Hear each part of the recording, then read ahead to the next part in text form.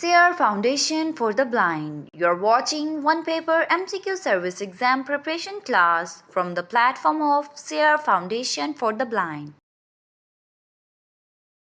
आज का हमारा जो टॉपिक है वो है वर्ल्ड ज्योग्राफी। ठीक है, तो वर्ल्ड वर्ल्ड ज्योग्राफी आज अर्थ की डिवीजन देखेंगे।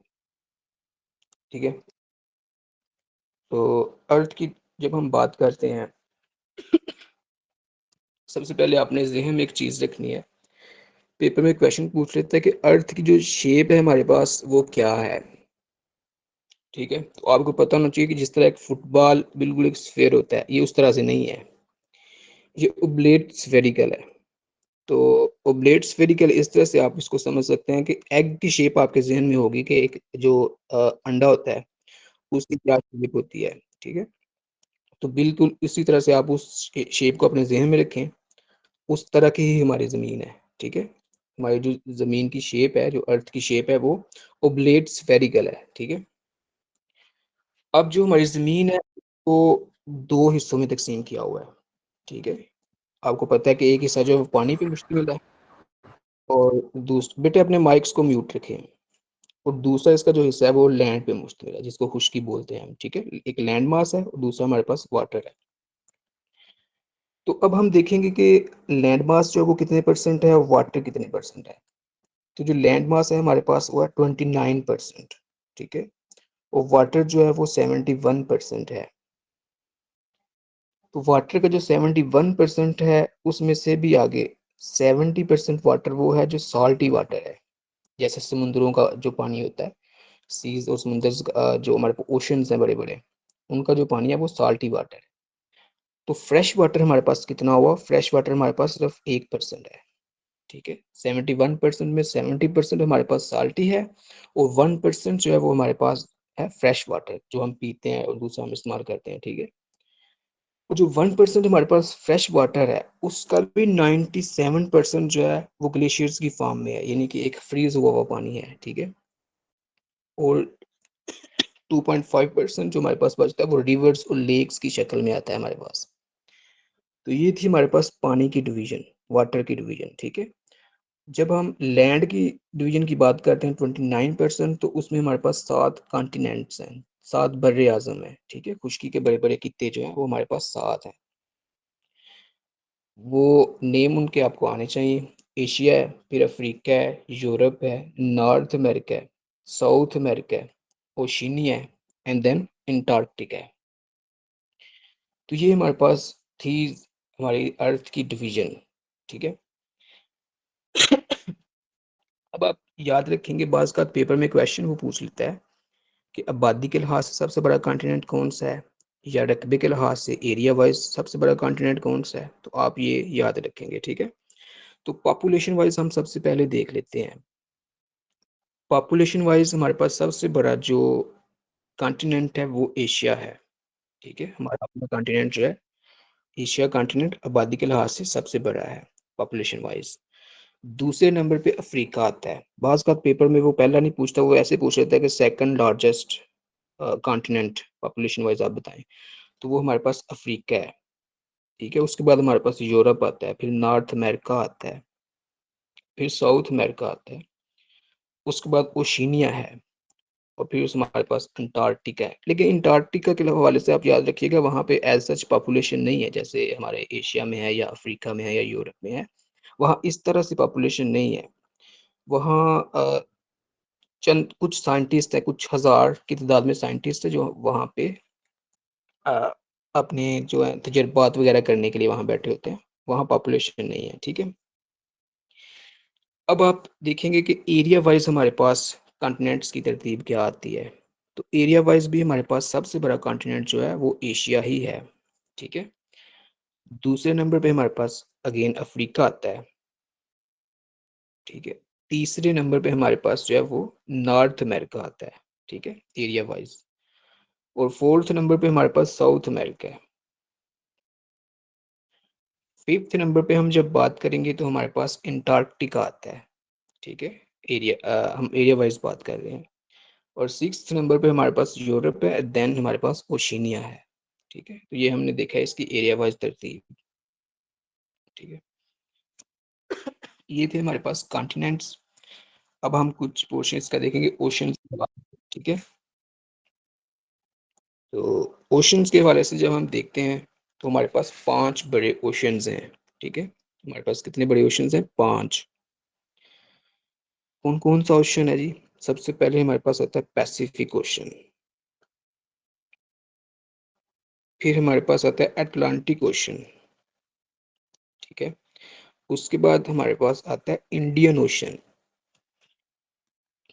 इंडियन ओशन के बाद आता है Southern Ocean, and then Arctic Ocean, ARCTIC, Arctic Ocean, ठीक है।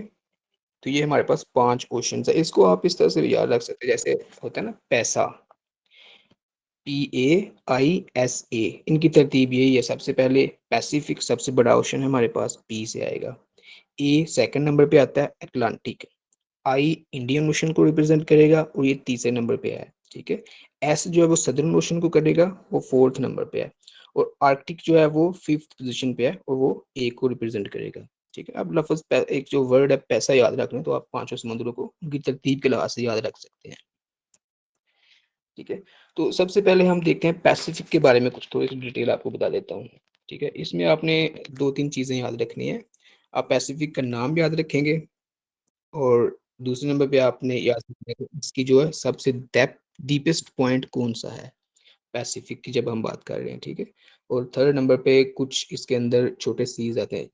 सी और ओशन में बुनियादी फर्क ये होता है, ओशन जो है एक बड़ा समुंदर होता है, ठीक है। इसको बड़ा समुंदर कहते हैं, ओशन है। और सी उसी का पार्ट होता है, यानी कि उसके अंडर डिफरेंट सी आते हैं, ठीक है। तो सी एक छोटा समुंदर होता है, ओशन एक बड़ा समुंदर होता है।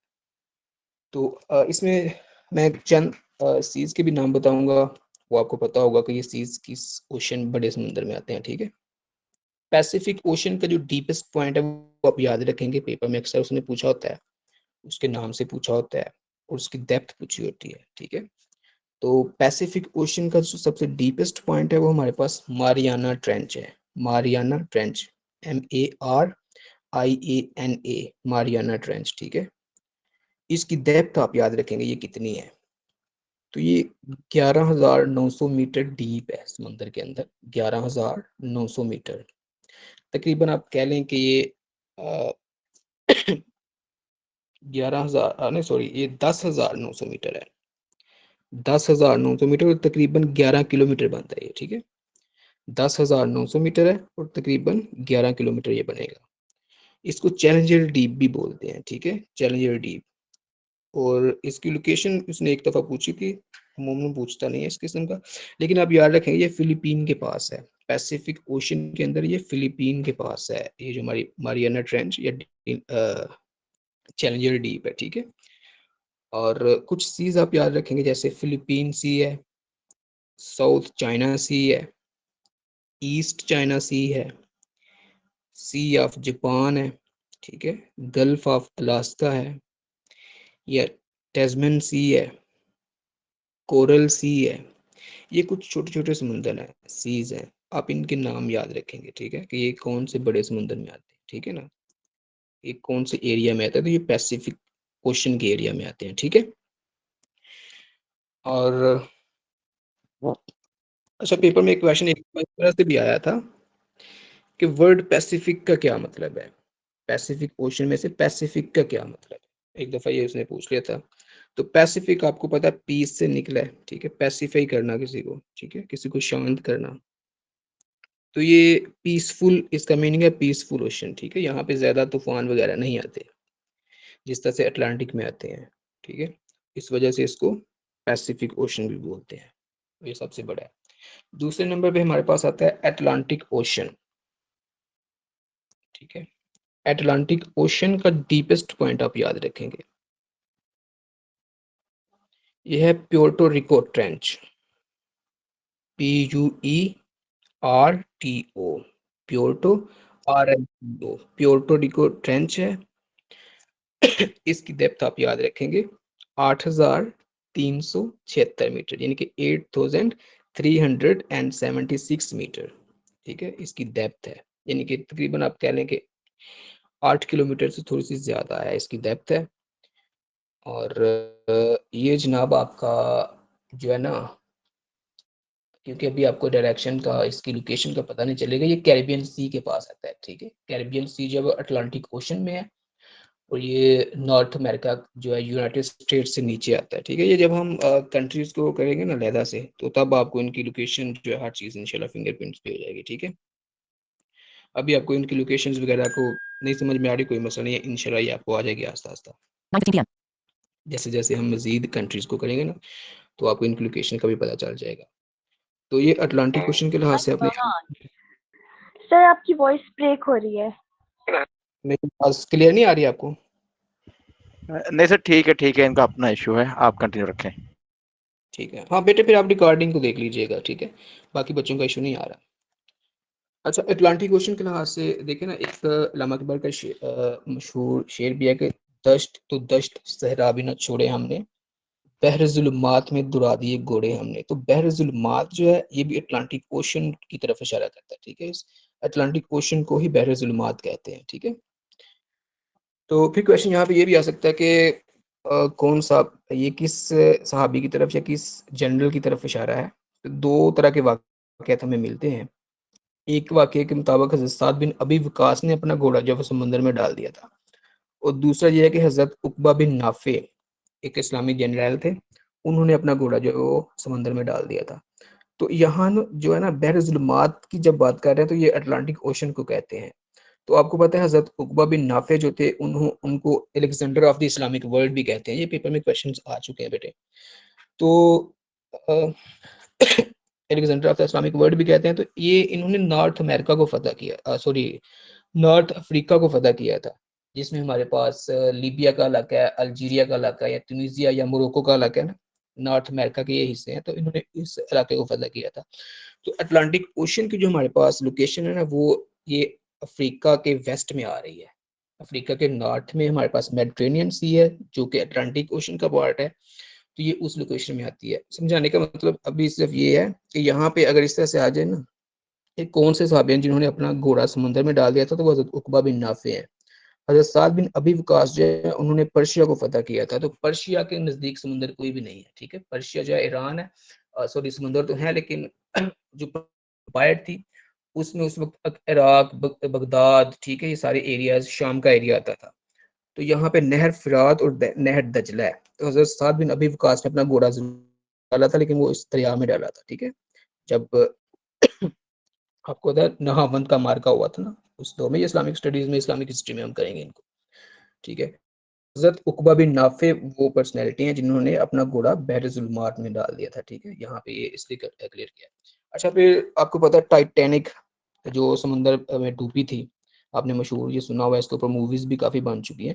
तो टाइटैनिक जो है वो कौन से ओशन के अंदर डूबी थी, ठीक है। तो वो भी हमारे पास अटलांटिक ओशन है, ठीक है। अटलांटिक ओशन का नॉर्दर्न पार्ट है ये, ठीक है, जहाँ पे ये टाइटैनिक डूबी थी।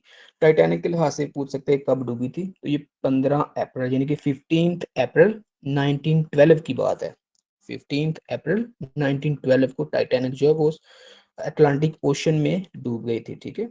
तो ये कहाँ से कहाँ तक जा रही थी, ये भी पेपर में पूछा हुआ है उन्होंने। साउथहैम्पटन, इंग्लैंड का एक एरिया साउथहैम्पटन, ठीक है, SOUTHAMPTON, साउथहैम्पटन इंग्लैंड का एक एरिया, वहां से ये स्टार्ट रहती है और न्यूयॉर्क सिटी, ठीक है, उस तरफ जा रही होती है नॉर्थ अमेरिका में, ठीक है।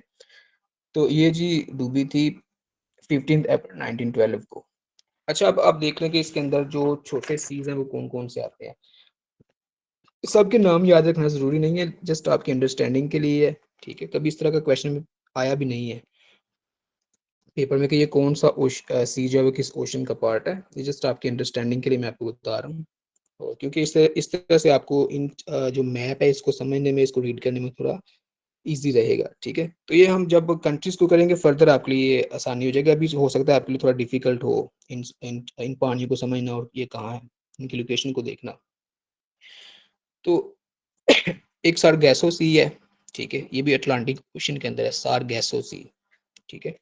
कैरेबियन सी, वो भी इधर ही है।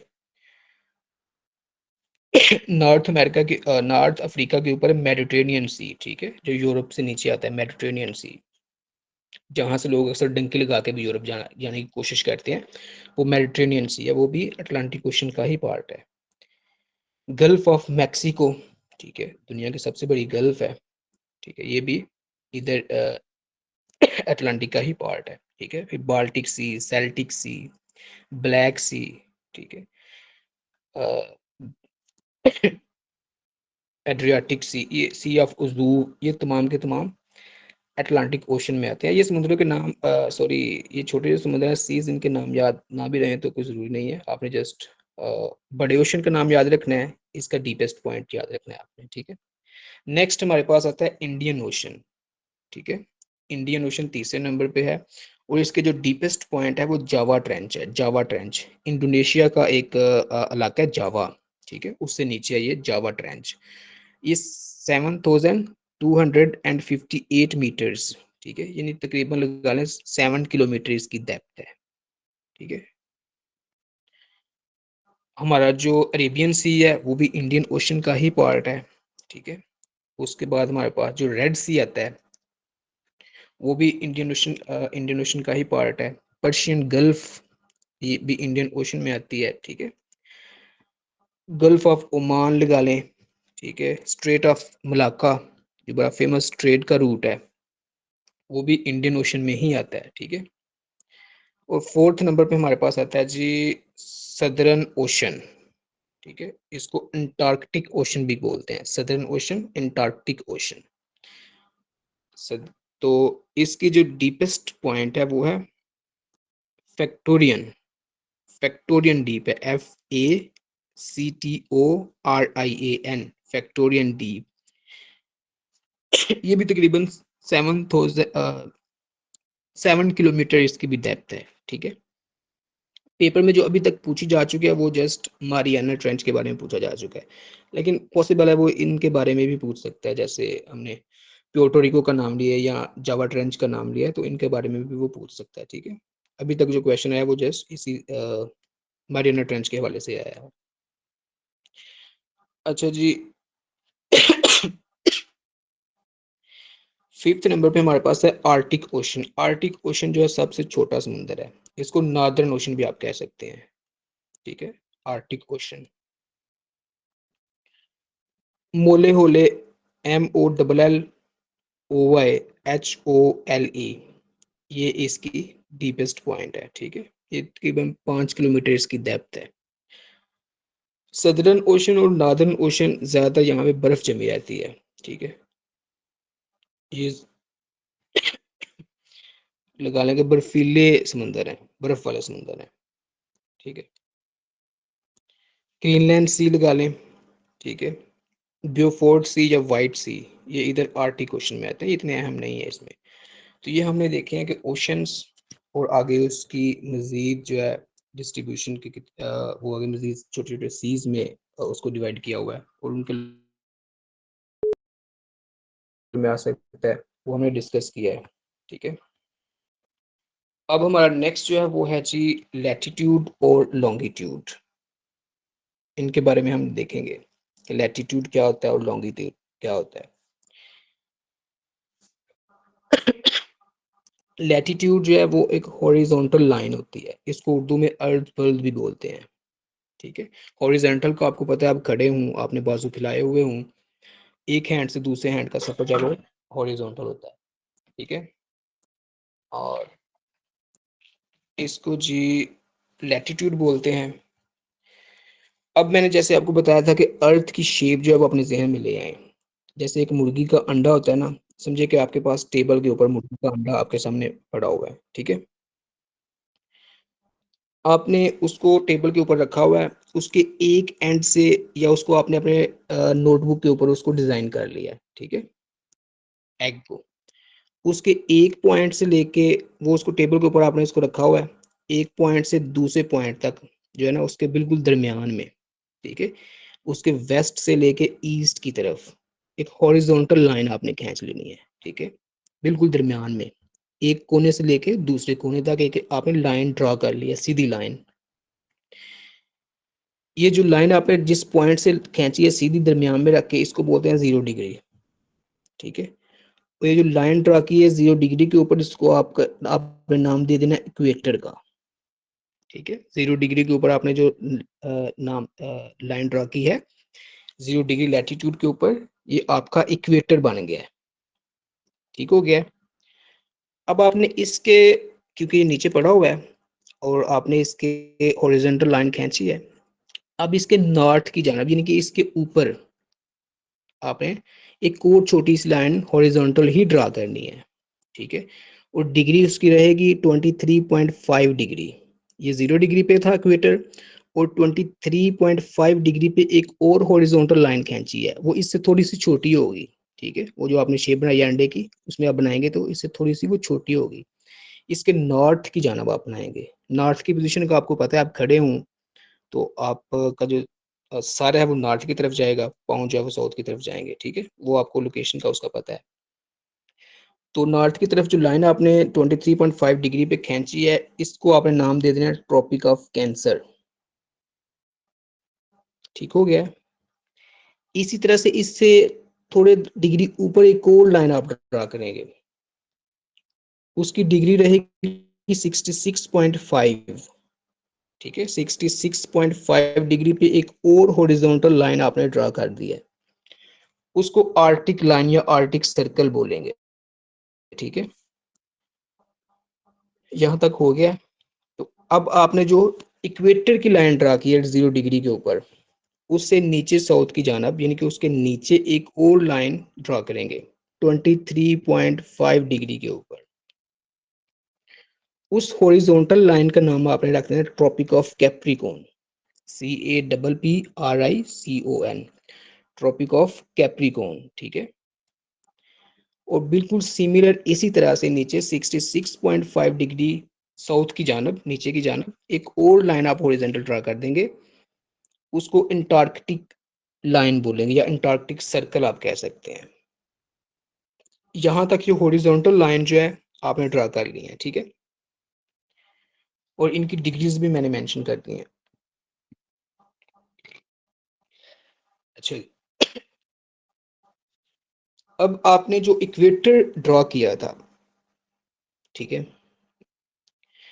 0 डिग्री लैटिट्यूड के ऊपर, ये लॉन्गेस्ट इमेजिनरी लाइन होगी जमीन के ऊपर, ठीक है। ये कोई ऐसे नहीं है कि आप पूरे वर्ल्ड के टूर पे निकले तो आपको ये लाइंस कहीं ड्रा हुई हुई मिलेंगी, ऐसा नहीं है बिल्कुल। ये इमेजिनरी लाइन है, ठीक है, फर्जी तौर पे लाइंस ड्रा की हुई हैं। तो ये लाइंस जो है वो जमीन को दो बराबर हिस्सों में तकसीम कर रही हैं, यानी कि आपने बिल्कुल देखा अंडे के दरमियान में जो आपने लाइन लगाई है 0 डिग्री के ऊपर, उसका एक पोर्शन नॉर्दर्न बन जाएगा, दूसरा पोर्शन इसका सदर्न बन जाएगा। ऊपर नॉर्थ वाला हिस्सा है जहां हमने ट्रॉपिक ऑफ कैंसर और आर्टिक लाइन ड्रा की थी, और जो नीचे वाला है सदर्न पोर्शन जहां हमने ट्रॉपिक ऑफ कैप्रिकॉर्न और अंटार्कटिक लाइंस लगाई हैं, ये दो हिस्सों में जमीन को तकसीम कर रहा है, ठीक है। एक नॉर्दर्न हेमिस्फेयर हो जाएगा, दूसरा सदर्न हेमिस्फेयर हो जाएगा। तो, तो आपने याद रखना है पाकिस्तान जो है वो यहाँ से नॉर्दर्न हेमिस्फेयर में फॉल करता है। आपको इसका कैसे पता चला, ठीक है, ये अहम बात है। देखिए हमने जब मैंने आपको पाकिस्तान की बाउंड्रीज करवाई थी, बॉर्डर्स करवाए थे, तो हमने 24th पैरेलल लाइन पढ़ी थी एक, ठीक है, 24th पैरेलल लाइन। तो वो 24th पैरेलल लाइन जो थी वो ट्रॉपिक ऑफ कैंसर से जस्ट 60 किलोमीटर ऊपर थी नॉर्थ की जानब, मैंने आपको तब बताया था ये, ठीक है। तो पाकिस्तान जो है वो फिर ट्रॉपिक ऑफ सॉरी इक्वेटर से नॉर्थ की जानब होगा, तो ये फिर नॉर्दर्न हेमिस्फेयर बनता है इसका, ठीक है। अच्छा जी, उसके बाद आपने एक और चीज याद रखनी है, जो हमने इक्वेटर के ऊपर 23.5 दर्जे के ऊपर नॉर्थ की जानब जो लाइन लगाई थी जिसको ट्रॉपिक ऑफ कैंसर का नाम दिया था, उससे लेकर इक्वेटर के नीचे ट्रॉपिक ऑफ कैप्रिकॉर्न तक जो एरिया है उसको हम एक नाम देते हैं, ठीक है। उसको टॉरिड जोन का नाम दिया जाता है जी, torrid zone. Tropic of cancer से लेकर ट्रॉपिक ऑफ कैप्रिकॉर्न तक का जो एरिया उसको टॉरिड जोन कहते हैं, ठीक है। और इसी टॉरिड जोन में ही सूरज जो है हमारा वो गर्दिश कर रहा होता है टिल्टेड फॉर्म में, ठीक है। यानी आप इक्वेटर से शुरू करते हैं लाइन, ये आप नॉर्थ की जानब ऊपर की जानब ड्रॉ करते हैं ट्रॉपिक ऑफ कैंसर तक, फिर उसी लाइन को नीचे लेके आ रहे हैं ट्रॉपिक ऑफ कैप्रिकॉर्न तक इक्वेटर पास करके, ठीक है। फिर उस लाइन को इक्वेटर पास करके ट्रॉपिक ऑफ कैंसर तक लेके जा रहे हैं। इसी तरह से आप एक एंड से अंडे के दूसरे एंड तक पहुंच गए हैं, ठीक है। अंडा मैं इसलिए कह रहा हूँ ताकि समझने में इजी रहे। हमारी अर्थ जो है उसकी शेप जो है वो ओब्लेट स्फेरिकल, मैंने आपको पहले बताई है, अंडे जैसी ही है। इसको बेजली शक्ल भी आप कह सकते हैं। तो इसी तरह से ये जो लाइन है ना, इसी लाइन के ऊपर ही हमारा जो सूरज है वो घूमता है, ठीक है, टिल्टेड फॉर्म में, ट्रॉपिक ऑफ कैप्रिकॉर्न से लेकर ट्रॉपिक ऑफ कैंसर तक, ठीक है। तो इसी वजह से इसको टॉरेट जोन इस वजह से कहते हैं क्योंकि ये खुश्क और गर्म इलाका है।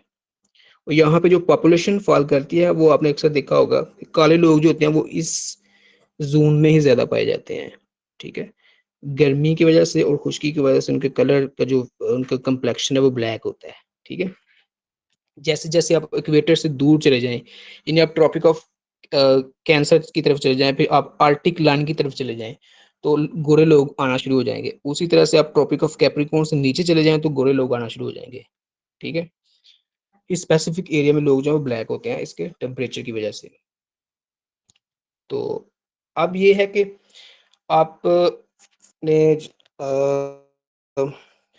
आपने इस जो मैंने आपको शेप बताई है इसके ऊपर जब आप 1 डिग्री मूव करेंगे, ठीक है, आप 0 डिग्री से 1 डिग्री तक गए तो आपने कितना एरिया जो है वो कवर कर लिया, कितना डिस्टेंस जो है वो आपने कवर कर लिया, ये आपने याद रखना है, ठीक है। यानी कि आप 0 डिग्री इक्वेटर पे खड़े हैं, आप 1 डिग्री नॉर्थ या 1 डिग्री साउथ की तरफ चले गए हैं, ठीक है, आपने कितना एरिया डिस्टेंस जो है वो कवर कर लिया। तो वो अप्रोक्सीमेटली जो है वो 112 किलोमीटर बनेगा, 112 किलोमीटर बनेगा, ठीक है। ये आपने याद रखना है। तो ये था हमारे पास लैटिट्यूड, ठीक है। अब हम देखते हैं जी हमारे पास लॉन्गिट्यूड, इसे क्या मुराद है। ये हमने उर्दू में पढ़ा था, तूल बर्द इसको बोलते हैं, लॉन्गिट्यूड को तूल बर्द, ठीक है। इसको मेरिडियन लाइन भी कहते हैं। जिस तरह लैटिट्यूड हमारे पास हॉरिजॉन्टल लाइन था, तो लॉन्गिट्यूड जो है ये एक वर्टिकल लाइन है, यानी कि आप खड़े हैं, आपके सर से लेकर पांव तक जो एक लाइन बनती है वो वर्टिकल लाइन होती है। ये लॉन्गिट्यूड जो है वो वर्टिकल लाइन होती है, ठीक है। तो तूल बल्ब जो है, जो लॉन्गिट्यूड है, इससे हम क्या करते हैं, इससे हम टाइम डिफरेंस जो है मुख्तलिफ ममालिक के दरमियान, मुख्तलिफ कंट्रीज के दरमियान वो कैलकुलेट करते हैं, ठीक है। यूके, इंग्लैंड जो है उसका कैपिटल है लंदन, उसके पास एक छोटा सा टाउन है, ठीक है। उस टाउन का नाम आप याद रखेंगे, उस टाउन का नाम है ग्रीनविच, ठीक है, ग्रीनविच। वहां से एक लाइन जो है वो वर्टिकल लाइन जो है वो नीचे आ रही है, यानी कि अंडा जो है उसने आपने उसको दरमियान से 2 हिस्सों में काटना है, ठीक है। एग आपके पास मौजूद है, आपने उसको दरमियान में 2 हिस्सों में काट दिया है। एक हिस्सा जो है वो ईस्टर्न हेमिस्फेयर हो जाएगा, दूसरा जो है वेस्टर्न हेमिस्फेयर हो जाएगा, ठीक है। तो वो जो लाइन उसको काट रही है वो आपकी वर्टिकल लाइन है, वही आपका लॉन्गिट्यूड है, ठीक है। वो 0 डिग्री के ऊपर इसको 2 बराबर हिस्सों में काट देगा। तो वो जो 0 डिग्री लॉन्गिट्यूड है वो ग्रीनविच नामी जो एक टाउन है इंग्लैंड का, उसमें से पास करता है, ठीक है। तो वहां से हम अपना टाइम डिफरेंस निकालते हैं उस लाइन से, ठीक है। तो जिस तरह से ये 2 हेमिस्फेयर्स में तकसीम हो गया ना 0 डिग्री लॉन्गिट्यूड, तो इससे आपको पता चलेगा पाकिस्तान कौन से हेमिस्फेयर में है, ईस्टर्न में है या वेस्टर्न में है। अब उसको आपने काट दिया 2 हिस्सों में। पाकिस्तान में आप खड़े हैं ना, तो आप यूरोप की जो लोकेशन है ना वो इस तरह से जहन में रख सकते हैं जिस तरह आपने अफगानिस्तान की रखी थी, एग्जैक्टली वही लोकेशन बनती है यूरोप की भी। नॉर्थ वेस्ट में पाकिस्तान के यूरोप आता है, ठीक है। यानी कि जिस तरफ हमारा अफगानिस्तान है उस तरफ ही हमारा यूरोप है, ठीक है। और जिस तरफ हमारा ईरान था उस तरफ आपने याद रखना है हमारे पास अफ्रीका का कॉन्टिनेंट है पूरे का पूरा, ठीक है।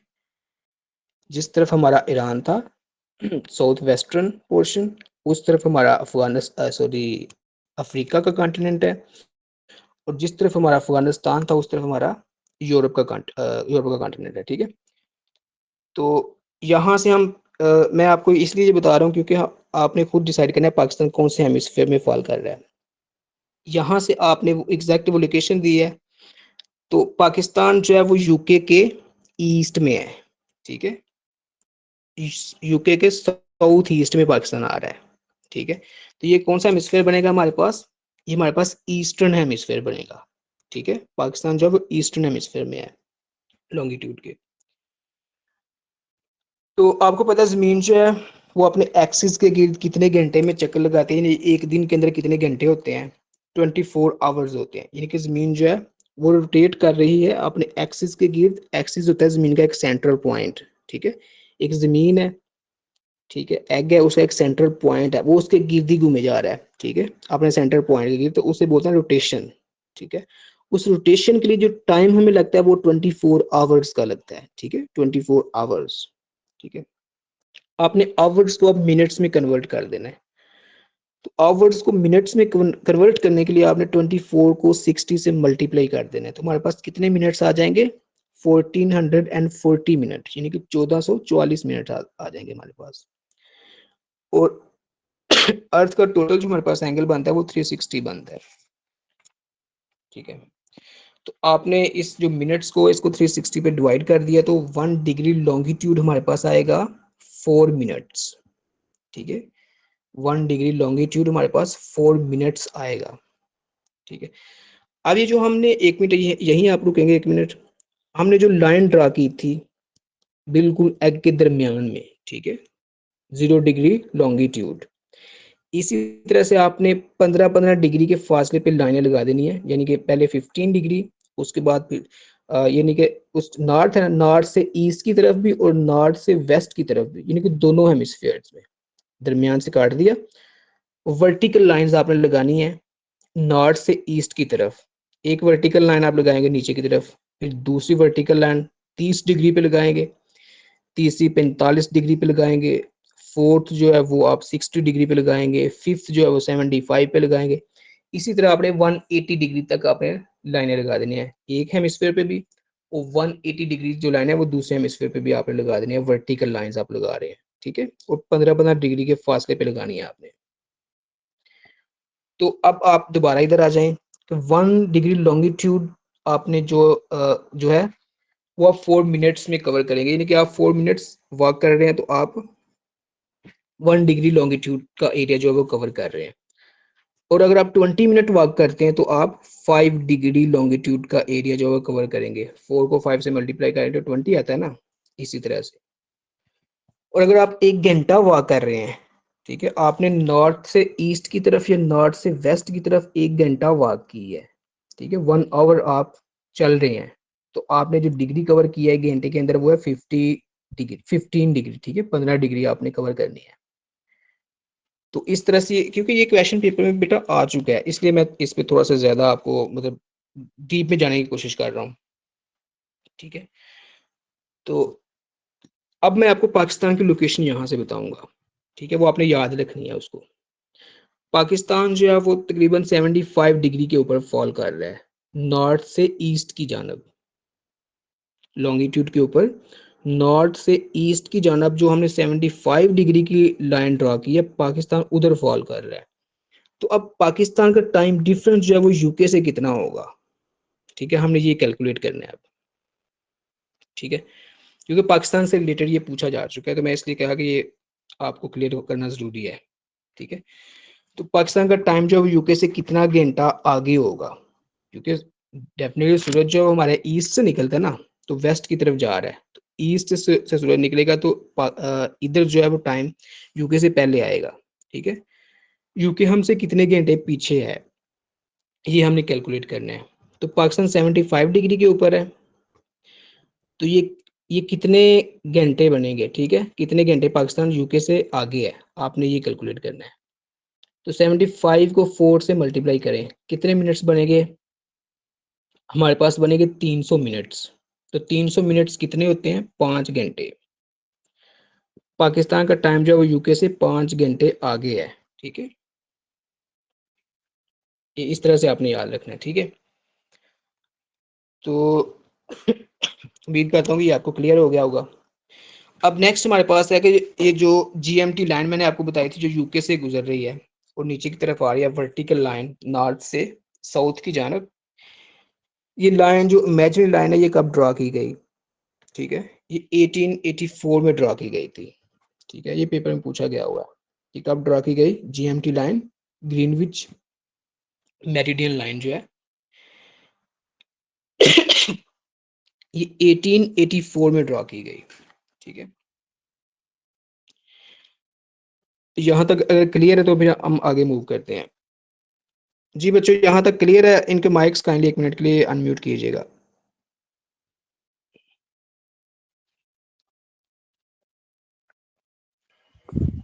Excuse me sir. ये सर कर दीजिए। जी जी, सर मैरियाना ट्रेंच की लेंथ प्लीज एक मरतबा बताइएगा। मारियाना ट्रेंच की बेटे आप 11 किलोमीटर तक आप याद रखिए इसको। वैसे 10,900 मीटर है, आप इसको अप्रोक्सीमेटली 11 किलोमीटर कर लें। ऑलराइट जी। ठीक है, और ये फिर इस तरह से वर्ल्ड्स डीपेस्ट प्लेस बन रही है विद इन ओशंस। मैं आपका क्वेश्चन समझा नहीं। यानी कि ये सबसे डीपेस्ट पॉइंट है सभी ओशंस में, क्योंकि बाकियों की तो किसी की 8073 बन रही है लाइक। जी बेटे, ये सबसे डीपेस्ट है, ये सबसे डीपेस्ट है। आप इसको ऑलराइट। इस तरह से भी याद रख सकते हैं कि जो हमारे पास माउंट एवरेस्ट हमने की थी ना, वो अप्रोक्सीमेटली इतनी बन रही है, तो 10 किलोमीटर तक या तकरीबन इससे थोड़ी सी ज्यादा। जितनी माउंट एवरेस्ट जमीन से ऊपर है ना, उतनी ही मरियाना ट्रेंच जमीन से नीचे है। ठीक है, ऑलराइट अप्रोक्सीमेटली सर। 11। ठीक है जी, और किसी का इससे रिलेटेड कोई क्वेश्चन हो? अच्छा अच्छा सर, मेरा एक क्वेश्चन ये था कि पेनिनसुला और गल्फ में डिफरेंस क्या है, और सेकंड जो आपने एग की पोजीशनिंग करवाई है वो काइंडली क्लियर कर दें कि एग को हमने इक्वेटर के लिए हमने किस पोजीशन में हमने रखना है, यानी कि एक जो है ना लंबाई में लेंथ में है और एक जो है वो दूसरी तरह है सर्कल में। बिल्कुल, अंडा बेटे जिस तरह से आप रख सकते हैं, देख ले आप उसको कॉर्नर से खड़ा नहीं कर सकते। ठीक है, वो जिस जिस पोजीशन में अंडा एक जमीन के ऊपर रखा जा सकता है वो उसी पोजीशन में रहेगा। यानी कि एग जो है ना वो उसी तकरीबन जिस वो जो हॉरिजॉन्टल लाइन बनती है ना, वो तकरीबन उसी शेप में रखा जाएगा जमीन के ऊपर।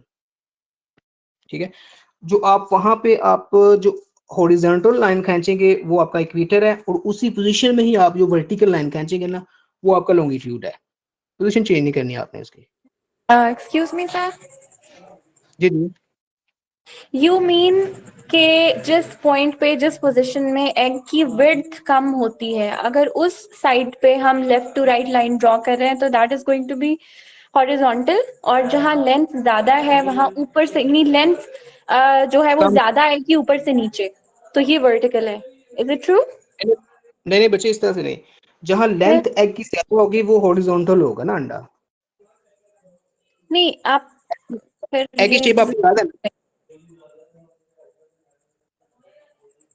एग की शेप आपको याद है ना? यस। तो आप आपने उसको उसके कॉर्नर से नहीं रखना, उसके एक कोने से नहीं रखना। अंडा जमीन के ऊपर जिस शेप में रखा जा सकता है पॉसिबल, वो एक ही शेप है। ठीक है ना? सर मैं और वो कंट्रीब्यूट। यस यस, सर ये हम इस तरह से देख सकते हैं, जब हम एग फ्राई करते हैं तो उसको बिल्कुल सेंटर से जब तोड़ते हैं ना, स्पून के साथ हिट करते हैं, तो वो जो बिल्कुल सेंटर बिल्कुल से जब हम उसको ब्रेक कर रहे होते हैं तो वो हमारा होगा लेटीट्यूड। इस तरह से हम कर सकते हैं। बिल्कुल लॉन्गिट्यूड नहीं और बच्चे, वो लॉन्गिट्यूड होगा, वो लॉन्गिट्यूड होगा। लॉन्गिट्यूड राइट, और फिर अप एंड वो डाउन वो longitude, लेटीट्यूड बन जाएगा। हाँ बिल्कुल इस तरह से, जिस तरह से आप एग को तोड़ते हैं बिल्कुल। थैंक यू बेटे।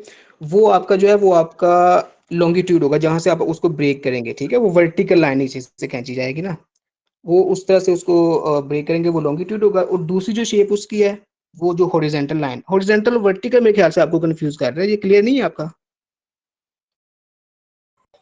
नहीं सर, हॉरिजॉन्टल और वर्टिकल में इशू नहीं है, एग की पोजीशनिंग में इशू है।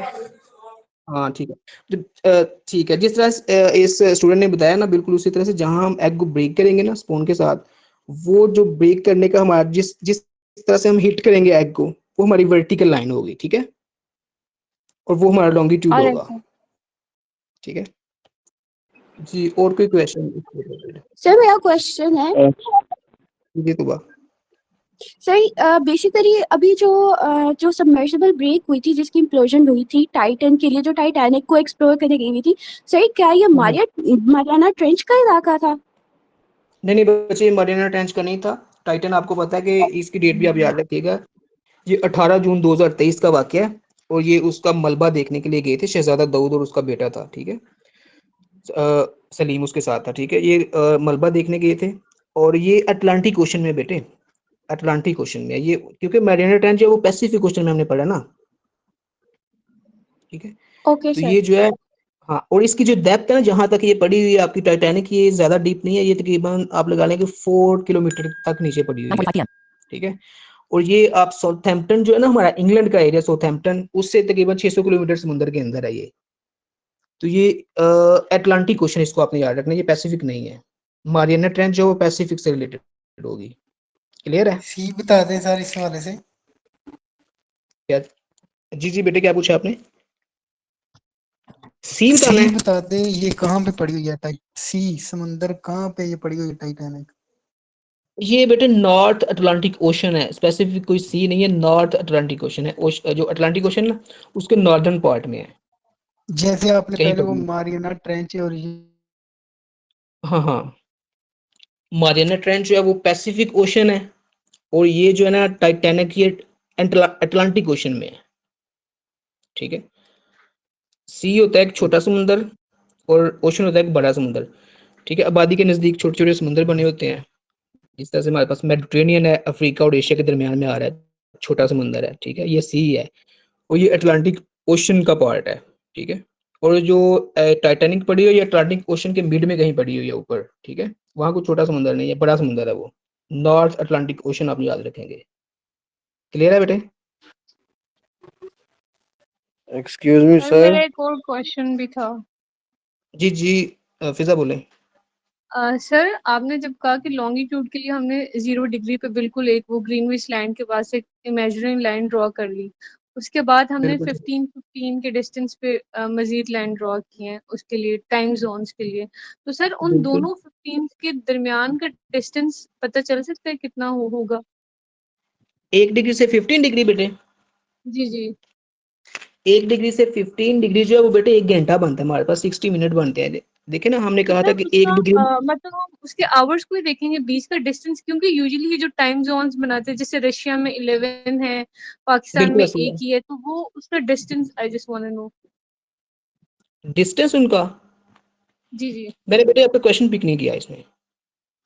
सर मैं ये जानना चाह रही हूँ कि 1 डिग्री से 15 डिग्री का जो एरिया है, क्योंकि लाइंस हम्म। ड्रॉ जाहिर सी बात है किसी एरिया पे की है ना, तो उन दोनों का बीच वाला जो डिस्टेंस है उस एरिया का मतलब कितने किलोमीटर्स का वो एरिया आ रहा है, वो ऑक्यूपाई कर रहा है, वो मैं जानना चाह रही इसमें बेटे एरिया एरिया इसमें आप स्पेसिफाई नहीं करेंगे, क्योंकि डिग्री, ये जो एरिया हमने जैसे इसमें करना है, जो हमने देखा था ना, काइंडली सब लैटिट्यूड। अपना माइक म्यूट कर लें।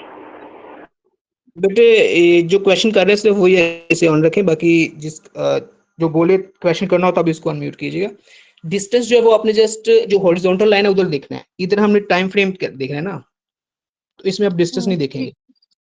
ठीक ठीक है, है। तो फिर सब इसमें जस्ट जब हम हम टाइम वो को देखें। डिफरेंट टाइम जोन्स देते हैं, जैसे रशिया को देते हैं 11 टाइम जोन्स है, तो ये तो फिर उन लेंस के उस पे ही देते हैं ना, बेस कर रहे होते हैं, तो फिर ये हमें कैसे पता चलता है कि ये कितना एरिया एक टाइम जोन में आ रहा है, और फिर इसके स्पेसिफिक उस टाइम के उस एरिया के बाद टाइम जोन चेंज हो जाएगा?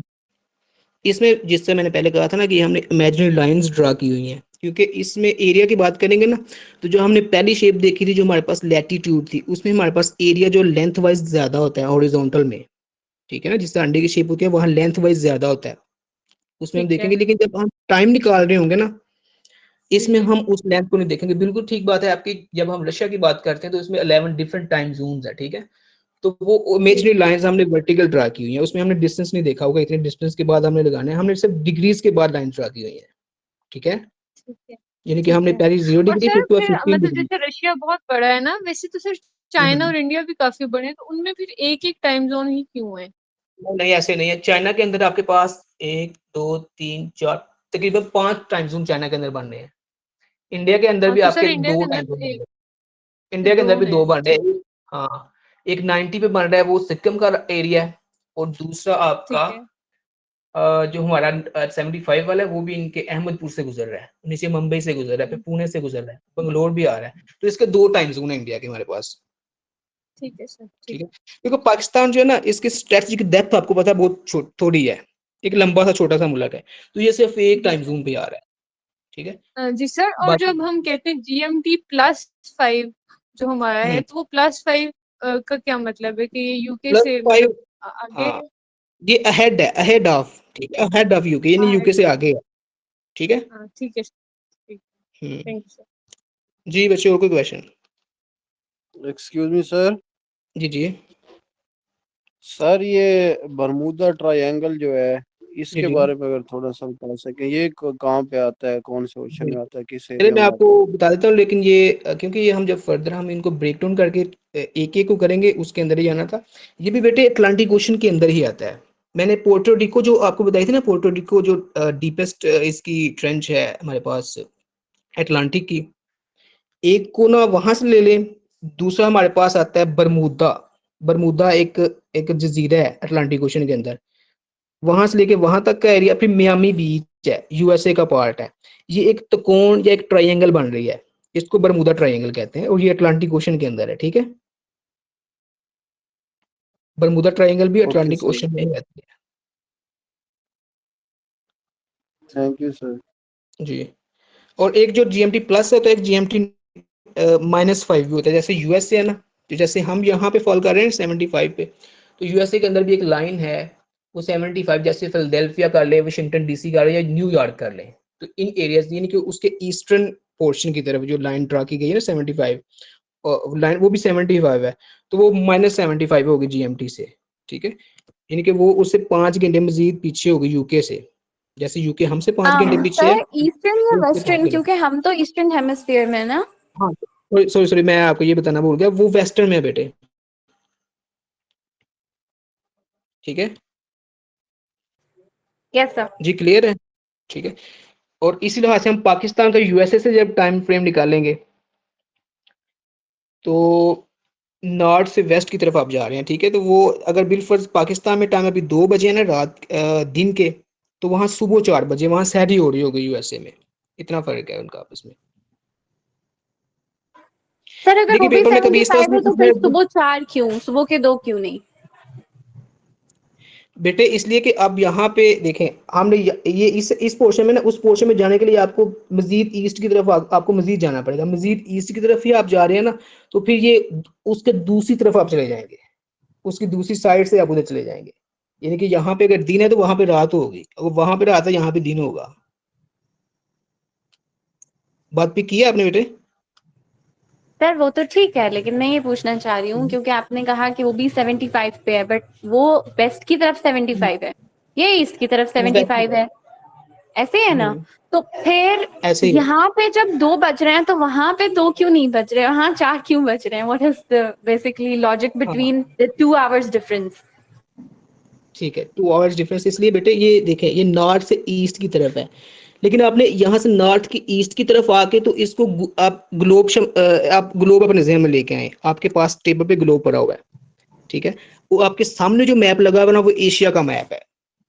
ठीक है, आपके फ्रंट के ऊपर, लेकिन फ्रंट के ऊपर जब एशिया का मैप है, तो वो जो बॉल है ना, बॉल फुटबॉल आप लगा लें, ठीक है, उसकी बैक साइड पे आपका यूएसए आएगा, आपको वो घूम के जाना पड़ेगा, इतना तकरीबन 12 घंटे आपको पीछे जाना पड़ेगा फर्जी तौर पे। ठीक है, मैं बोल रहा हूँ, इस वजह से इतना टाइम डिफरेंस आता है, इसी वजह से वहां यहाँ पे दिन है तो वहां पे रात होगी। हाँ, मेरी बात पे किया बेटे आपने? Same seemingly. ये प्लस एक और बात देख ले, ये +75 वो माइनस में चला जाएगा। ठीक है, तो यहाँ से जब उसको घुमाएंगे तो वो तकरीबन 10-12 घंटे भी चला जाएगा।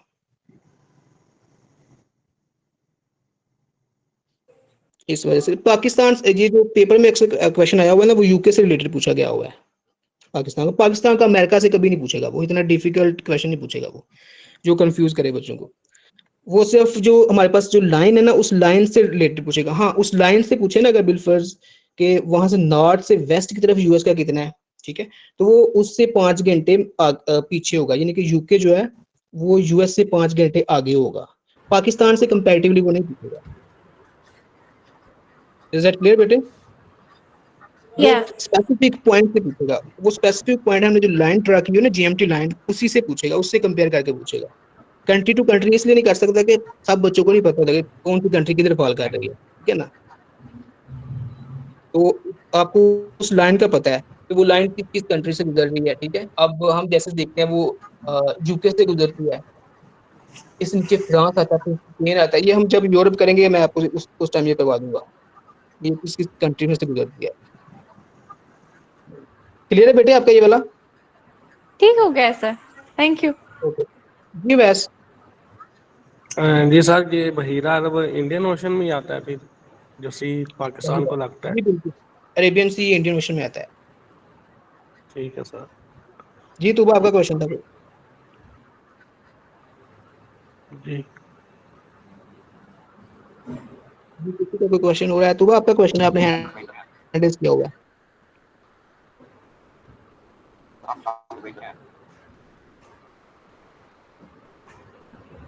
जी, किसी का कोई क्वेश्चन है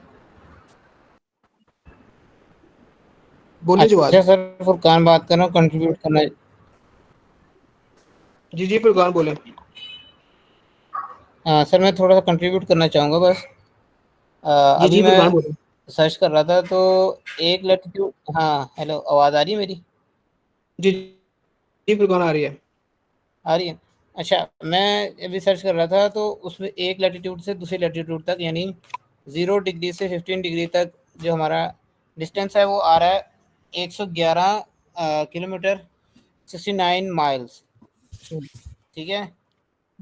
ये वही होगा ना तो बेटे ये जो तो वो पहले डिफरेंस, 112 किलोमीटर वाला। हाँ 111 किलोमीटर। और मेरा ख्याल है कि सर अगर वो जो हम अभी +5 और -5 की डिबेट कर रहे थे, मेरा ख्याल है कि हमें मतलब +5 और -5 में 12 घंटे का डिफरेंस नहीं पड़ेगा 10 की बजाय। हाँ बिल्कुल ठीक है, थैंक यू फुरकान, ये वही पड़ेगा, बिल्कुल ठीक है।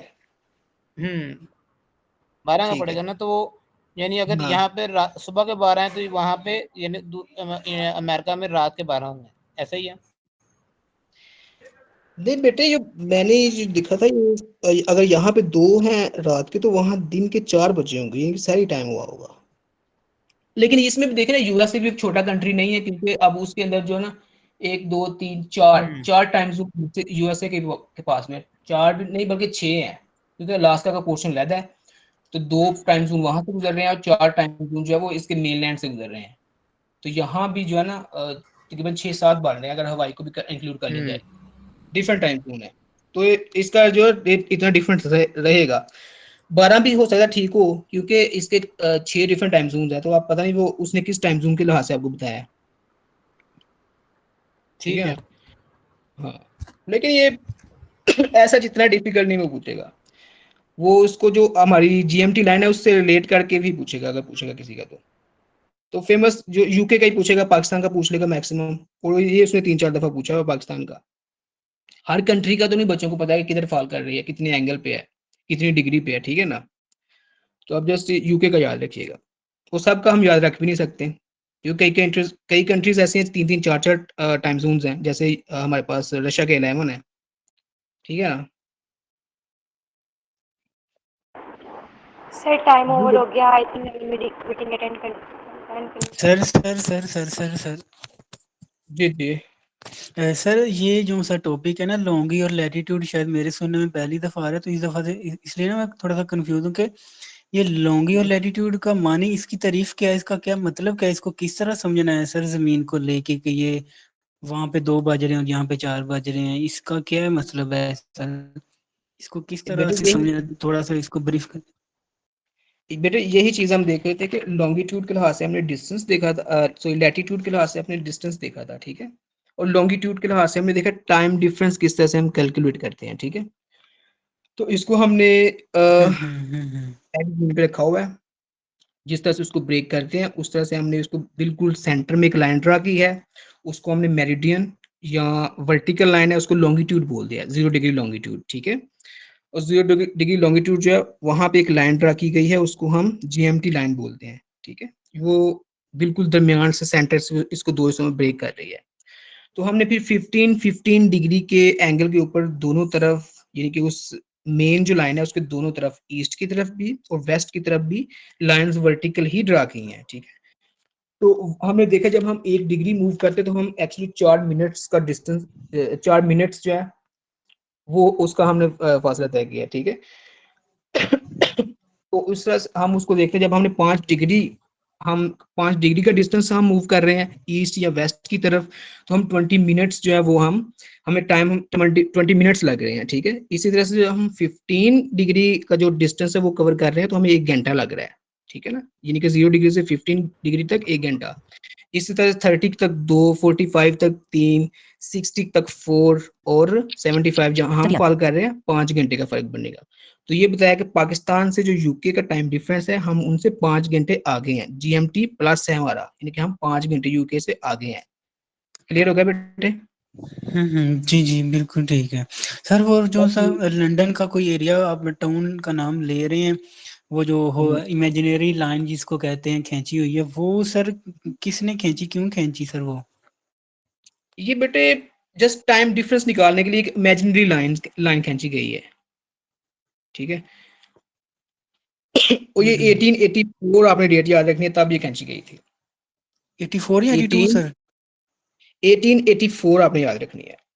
Okay okay sir. एक छोटा सा सर टॉपिक और है हम बेटे, कहते मुल्कों हैं का। जीएमटी +5 इस्लामाबाद, तो हम इस्लामाबाद ये क्यों कहते हैं, लाहौर क्यों नहीं या कुछ और क्यों नहीं? बेटे एक टर्म हम यूज करते हैं इंग्लिश में, मेट्रोनोमी, ठीक है।